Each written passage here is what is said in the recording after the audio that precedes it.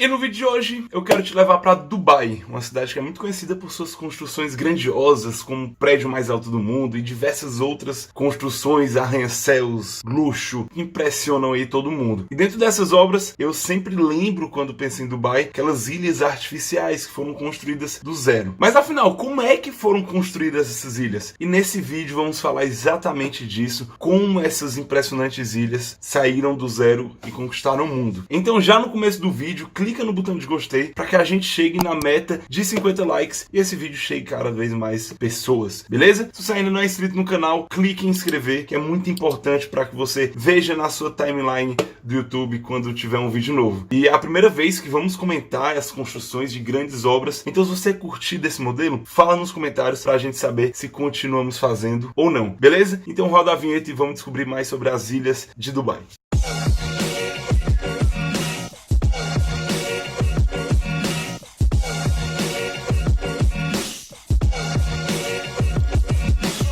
Para você entender bem a perspectiva da cidade, a economia de Dubai antigamente era baseada na extração de petróleo, o chamado ouro preto. Mas como a gente sabe, o petróleo ele é um recurso que não é renovável. Então se viu a necessidade de buscar outra opção que gerasse economia a longo prazo para a cidade de Dubai, porque o petróleo ia acabar. E a saída encontrada pelos príncipes, pelos reis aí, foi aumentar o turismo do país, que no caso os Emirados Árabes poderia ir movimentar mais a economia a partir do turismo. Então vários projetos começaram a ser lançados e essas ilhas artificiais foram construídas para aumentar a costa de Dubai, para que o turismo pudesse crescer e deixar uma coisa bonita, aquela marca de Dubai legal. Deu tanto certo que a gente tanto visualiza. E o objetivo desse planejamento era triplicar o número de turistas, de 5 milhões para 15 milhões. Eu já tive a oportunidade de visitar Dubai em uma missão empresarial, que a gente foi para a Coreia do Sul e Dubai era conexão e a gente acabou ficando uns diazinhos por lá. E de fato foi muito incrível presenciar toda essa estrutura sendo construída na frente dos meus olhos. Eu vi cidade inteligente sendo construída,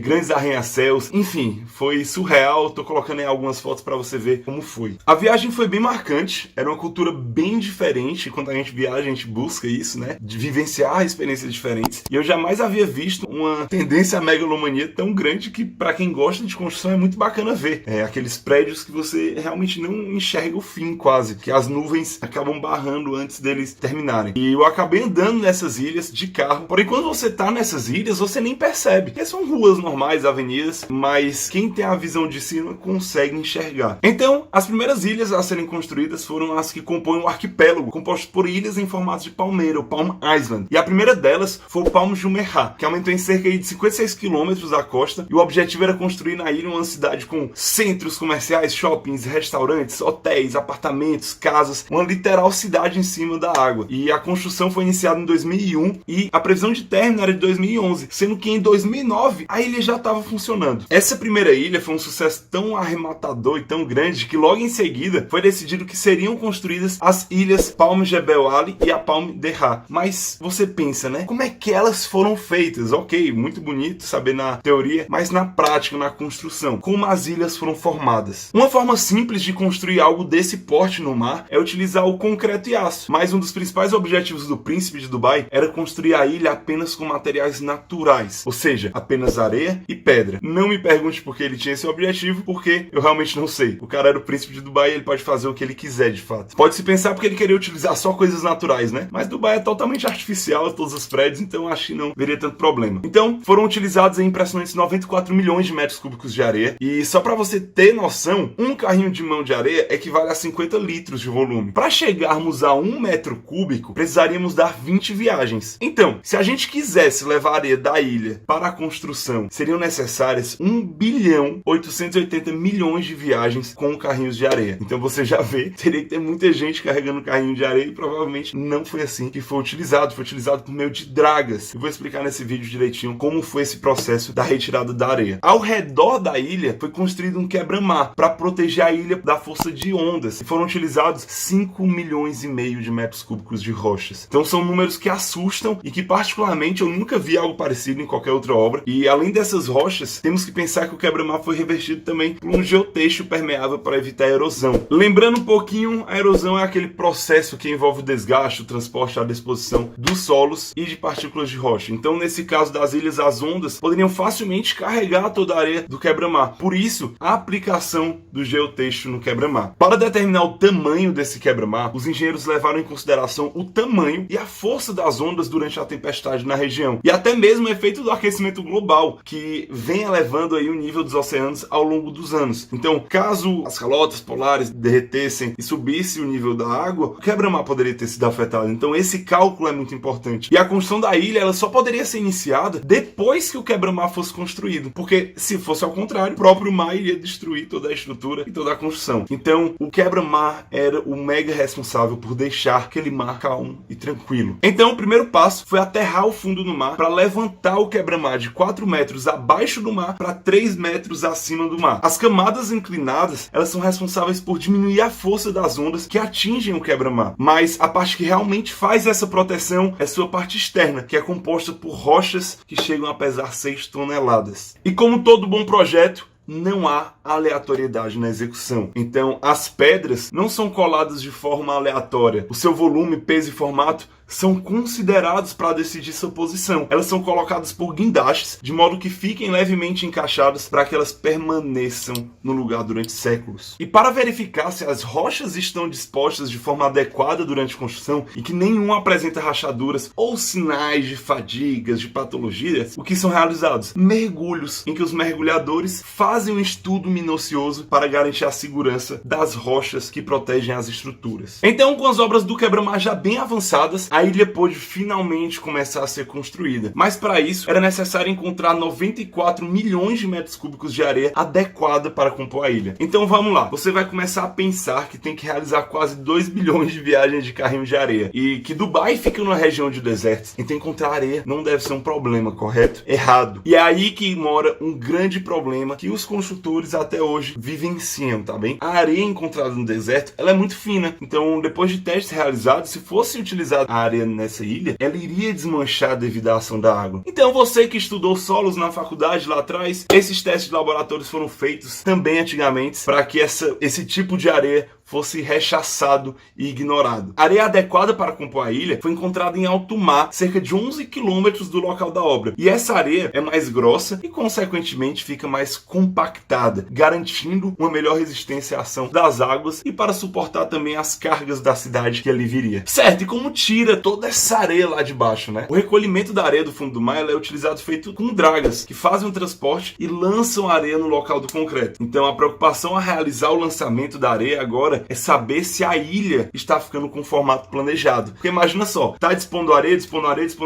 só que a entropia agindo ali começa a desconfigurar a ilha. Então, como o príncipe aparentemente tinha uma visão tecnológica e tinha muito dinheiro ao seu dispor, para verificar se o formato estava correto, Dubai contava com o acesso de um satélite privado único no mundo até então. E esse satélite, ele tirava fotos e comprovavam que até aquele momento a ilha estava tomando formato de palmeira como previsto. Como as construções do Brasil têm muita criatividade, eu realmente queria saber como seria feita a obra se fosse o governo brasileiro. Além de satélite, foram utilizados sistemas de GPS para garantir o lançamento preciso da areia. Então, homens com máquinas que lançam sinais com a sua localização caminhavam pela ilha todos os dias e enviavam informações de posições que eram utilizadas para posicionar as dragas de forma precisa. Daí, em outubro de 2003, a ilha estava pronta. O próximo passo era dar início à construção da cidade. E o novo desafio era compactar toda a areia que foi lançada para que ela pudesse suportar as cargas das construções que viriam a formar as casas que seriam construídas nela. Porque as fundações das casas, dos prédios, seriam todas em cima dessa areia. Então ela tinha que estar bem compactada para suportar tudo isso. Porque afinal, de nada adianta ter a ilha se não vai ser utilizada como terreno, né? O processo utilizado na compactação da ilha foi um método já bastante conhecido na engenharia civil, que é a compactação por vibração. Então, se foi necessário compactar uma camada de 12 metros de profundidade, e para isso, as sondas perfuraram cerca de 200 mil buracos na superfície. É muita coisa, é uma obra realmente muito grande. E essas sondas penetram fundo no solo e vibram, fazendo com que a areia ao seu redor se movimente e seja compactada. Conforme a compactação ia acontecendo, mais areia a partir das dragas era colocada no local até que toda a ilha estivesse compactada, estabilizada. E esse processo de compactação demorou cerca de 8 meses, depois a ilha estava pronta para receber as obras da cidade. Você pensa que acabou? Não. Com a ilha pronta, foram iniciadas todas as obras de encanamento de água, gás, saneamento básico, para que a ilha pudesse receber os luxuosos hotéis, mansões, restaurantes e toda a estrutura responsável por atrair as pessoas para o país. Isso sim é uma obra de respeito. E aí, curtiu o vídeo? Se você gostou, clica em gostei, que é muito importante pra gente saber se você gostou desse tipo de vídeo, que é a primeira vez que estamos realizando uma explicação de como funcionaram construções de grandes obras. Então, se pra ti te interessou e te agregou, clica em gostei, se inscreve no canal, que é muito importante você se inscrever no canal para sempre estar acompanhando aí os conteúdos de inovação, de novos métodos de construção civil aqui no Inova Civil. Então, clique em gostei e deixa seu comentário se você realmente gostou desse tipo de vídeo, que é bacana entender esse feedback da audiência. Então é isso, eu te vejo no próximo vídeo e até mais. Tchau!